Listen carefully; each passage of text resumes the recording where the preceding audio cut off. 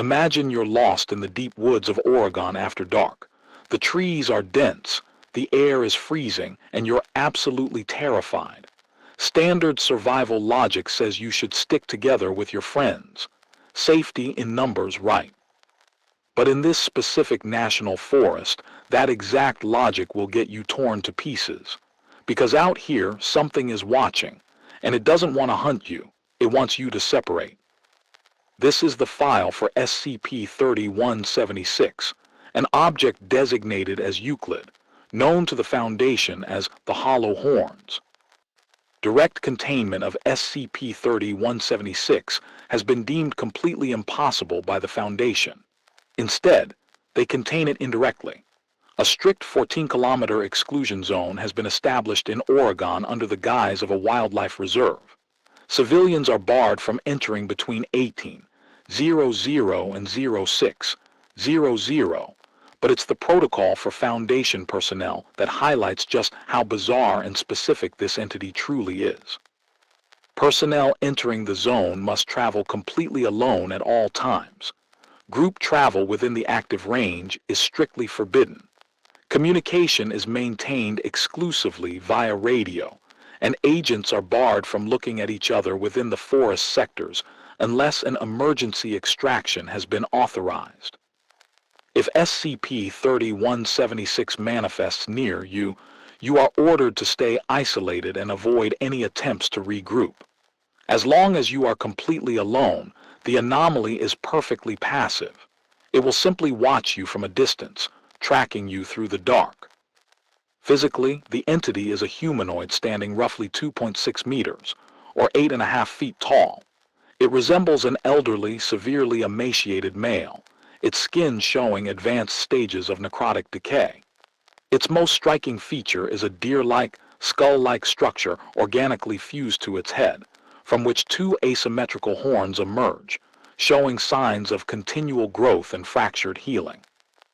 It has no eyes, yet it perceives movement, human emotional states, and, most importantly, interpersonal proximity with terrifying precision. When encountering a lone human during twilight or nighttime hours, SCP-3176 follows silently from a distance of 20 to 80 meters. Survivors consistently describe a bizarre feeling of being escorted through the woods rather than being hunted. But the moment the entity observes two or more humans physically together, its behavior changes instantly. Hostility escalates proportionally with group size. If it spots a group larger than 4, SCP-3176 enters a frenzied state. It can move at speeds exceeding 90 kilometers per hour, exhibits temporary skeletal distortion and limb elongation, mimics human voices, and utilizes short-range teleportation to violently dismember its targets. Foundation physicists believe this teleportation is actually the entity stepping into an extradimensional pocket space, designated subspace 3176A. Every time it enters or exits our reality, it produces a massive spike in ionizing radiation and localized electromagnetic failure. However, high-speed footage revealed a critical weakness. It cannot transition if a conscious human is looking directly at it. It needs just 0.4 seconds of unobserved time to relocate. And don't bother trying to kill it. Testing on recovered tissue samples shows SCP-3176 is biologically immortal. Its cells continue to function normally even after incineration, chemical dissolution, and cryogenic freezing. Worse still, it possesses unstable shapeshifting abilities. It can replicate human features, extend its jaw beyond normal anatomical limits, and even mimic the appearance of deceased individuals known to its victims. Foundation theologians and memetic analysts believe that SCP-3176 is not actually a demon, but rather a human host whose body and mind have been hollowed out and consumed by a parasitic, extradimensional intelligence, one that is trying and failing to imitate old folklore. This theory is backed up by journal fragments found near its earliest recorded manifestation in 1891, which chillingly referred to the entity as the thing wearing God's enemy like a costume. To truly understand the horror of breaking protocol, we have to look at Incident 3176-4. 3 Foundation personnel, Agent Navarro, Agent Price, and researcher Elgin, were on an observation mission. They were separated per protocol. At 22:31, Agent Navarro made visual contact with the entity, reporting it standing motionless 50 meters out. 2 minutes later, Agent Price panicked and broke protocol. Over the radio, Price stated, "Mine's gone quiet. I'm moving toward Navarro." Control immediately responded, "Negative. Maintain isolation." Navarro radioed in as well, saying, "Don't come over here." But Price brushed it off, replying, "Relax, it's not moving." Agent Price stepped into Navarro's clearing. In the distance, the tall, horned silhouette sat completely still.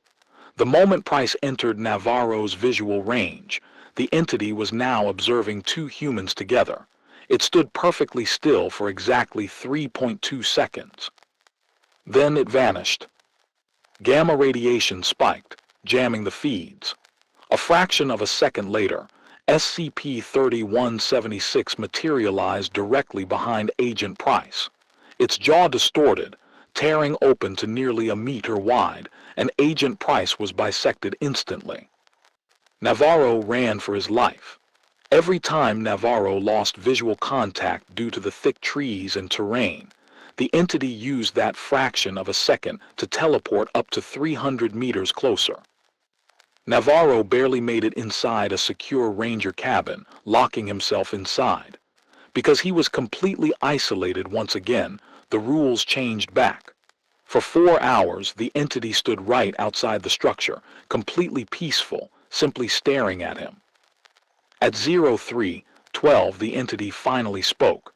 Using the freshly stolen, perfectly mimicked voice of Agent Price, it whispered through the glass, "You're safe now. He only wanted us together." Then it melted back into the forest.